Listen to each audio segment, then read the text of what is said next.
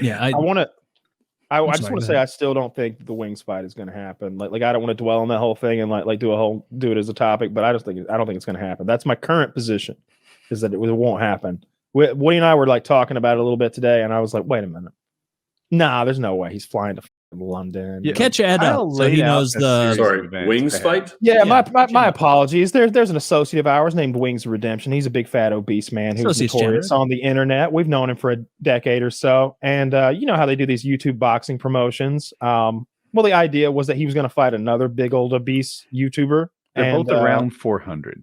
Yeah, okay. Yeah. Okay. And so these and so a lot of us are kind of fired up about it because it's two guys we kind of know. Who would be fighting in a pay-per-view. That'd be neat. And they're obese because it's a freak fight. It's silly. But I just don't think it's ever going to happen. I can't see it actually happening. Them flying to London, them getting in the ring shirtless. Like there's no way that we're this lucky. We don't live in a reality that's that cool. Wings, the guy on the left is he's a bit of a recluse. Like he doesn't go outside very much. He feels uncomfortable when he leaves his hometown. But he's always around. The fuck is this photo, dude? The idea that he gets into a plane, flies to Europe, takes his shirt off, and engages in a fist fight is pretty outside his comfort zone. So we'll see. What type of content does he make on YouTube? He plays video games on YouTube, I guess. Okay. Yeah. Well, he was bullied off of YouTube. It's kind of like anger content. Wait, isn't he on? He bullied off of Twitch. Am I wrong? Is he? I haven't seen him make a YouTube video in like years. Where does he stream? No, he streams on YouTube. He doesn't make videos, right? Yeah, he streams over there because he got bullied off of Twitch. Yeah, I thought he got banned off of Twitch. Well, what's the difference? Well, no, because when he got banned that first time, it was because a bunch of people made shit up about him, right? And then lied about the report button, and it was. If I recall, he shouldn't have gotten banned from Twitch. Like it was people false flagging him, right? That's how I remember it too, and I'm not sure. I might be wrong. Maybe I'm giving him more credit. He's also just said so many tremendously silly things. Dude, it's funny. Like every time he comes up, my instinct, because I feel so bad for him and his life, is to be like, "It's okay. Like maybe this happened," and then like a clip will come up of him talking about me, and I'll be like, "Fuck Murka. Fuck that dumbass douchebag." It's like same, bro. Like every time I hear Wings, I want to defend him. I want to help him. I want to whatever. He's done shit to me. He's done Nitty has a soundboard of him saying mean things about me that he plays. Whenever I start, he'll be like, "I don't give a fuck if Kyle's got cancer." He'll be like, "Kyle's a fucking felon. Don't believe him." That's a good soundboard. I'm fascinated with the idea of like people. I don't know, people. This online boxing thing that people like it, or that it somehow makes money. I'm always hesitant to believe things when people tell me this makes that much money or whatever, because I think it's like one of those rich people art scams, or it's like a mattress store. It's like a laundering thing. It's like, oh, you did how many pay-per-views? Really? Okay. I don't know. I'm always hesitant to believe that you can make any amount of money selling pay-per-views to a fight, because I just know that like I buy UFCs occasionally. I've bought a bunch of them. I've probably spent $1,000 buying UFCs events. But I usually just stream them now, and everyone I know streams them, steals them, you could say. I saw Khabib Nurmagomedov, former lightweight champion, maybe the top 3 or 4 biggest name ever in the UFC, and he's like, "I have a link for you. I have streamed. Never buy. Like you kind of feel like a dummy buying, and that's as big as it gets in combat sports for me. Like maybe for other people, like Canelo versus so and so, or some big heavyweight contest is the biggest in combat sports pay-per-view to them.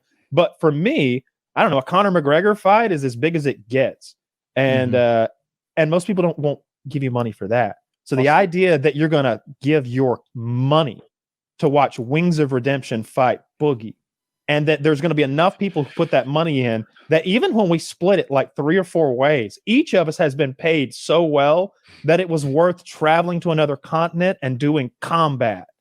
That's just a make-believe type scenario to me. You would need the audience to be 10 times bigger than it is. Well, no, the point of it is that if they're paying, it can be 100 times smaller.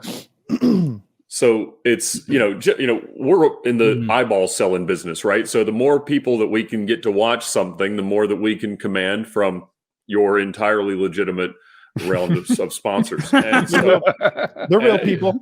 Yeah, so it's their products. But it's that's it. If you buy it, they'll ship it. It really shows up at your door. I trust that.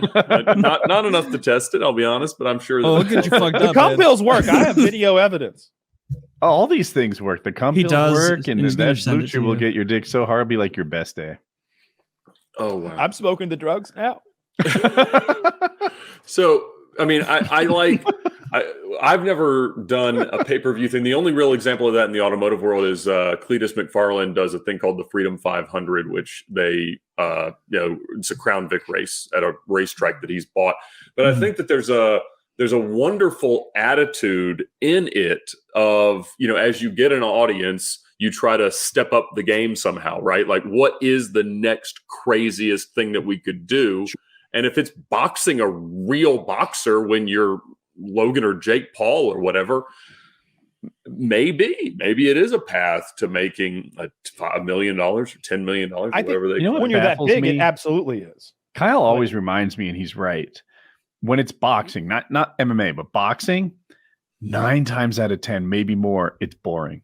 It doesn't live up to the hype. And somehow, by the time the next hype train rolls around, I forget that. Wings versus Boogie is going to, like, these men aren't built to inflict damage. So if you're going there hoping for a knockout, that's not what it's going to be. Unless they're fighting their own arteries. It's going to be a fall down. One guy's going to, I know, if it happens, Boogie will fall and get hurt, and it will be over within the first 3 minutes. That's what will happen. What might happen? And then they will evacuate. We were talking about our biggest fears. I think it might have been in the $50 hangout, but my big thing was, I don't want to look cowardly on camera. Like, I can lose. I don't care if I lose. Sure. I think I can. I'm close enough to looking good with my shirt off that I'll accomplish that on game day. For sure. So I'll look good for my age, and I'll go in there and I'll fight. But God, my biggest fear is that they walk away being like, Woody was scared, or like, Woody quit. Right? Oh my God, I wouldn't want to quit. What if I find myself like, it's not my day. This guy's just getting the best of me. Mm-hmm. This isn't going to get better, right? This is only going to go worse for me. What's my decision? Because it better fucking be, but I'm going to give it my all. If it's not, then I'm embarrassed for the rest of my life. That's my fear. That would be mine too. I don't want to fight someone. Like, that sounds shitty. That sounds like, I don't want to be hurt, and I also don't want to hurt someone else. I told you I had a reoccurring nightmare.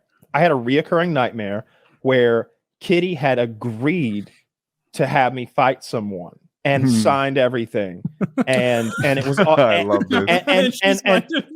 And I was only being notified like as late gladiator. notice. It's like, hey, just so you know, you got like 32 days to prepare to battle a man in the ring, and it's like, oh, there's so many things I need to do.